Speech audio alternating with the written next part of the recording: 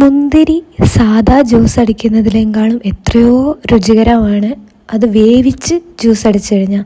എന്നാൽ പിന്നെ നമുക്ക് മുന്തിരി ഒന്ന് വേവിച്ച് ജ്യൂസ് അടിച്ച് നോക്കിയാലോ.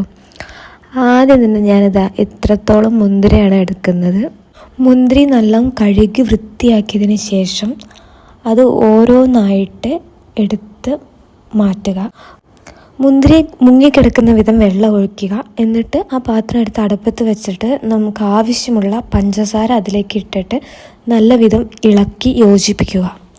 എന്നിട്ട് ഈ മുന്തിരി വേവുന്നത് വരെ കാത്തിരിക്കാം. വെന്തതിന് ശേഷം മുന്തിരിയുടെ തൊലിയെല്ലാം വേർതിരിഞ്ഞ് വരുമ്പോഴാണ് അതിന് പറ്റിയ പരുവം. നല്ല വെന്തെന്ന് ഉറപ്പായാൽ അത് നന്നായി തണുക്കാൻ വേണ്ടി മാറ്റി വയ്ക്കുക. തണുത്തതിന് ശേഷം ഒരു മിക്സിയുടെ ജാറിലേക്ക് ഇട്ട് നന്നായി അടിച്ച് എടുക്കുക. അടിച്ചതിന് ശേഷം ഒരു അരിപ്പ് എന്തെങ്കിലും വെച്ചിട്ട് നല്ല അരിച്ച് അതിൻ്റെ ചണ്ടിയെല്ലാം മാറ്റുക. മാറ്റിയതിന് ശേഷം നിങ്ങൾക്ക് ഇത് നല്ലൊരു ഗ്ലാസ്സിലേക്ക് ഒഴിച്ച് കുടിക്കാവുന്നതാണ്.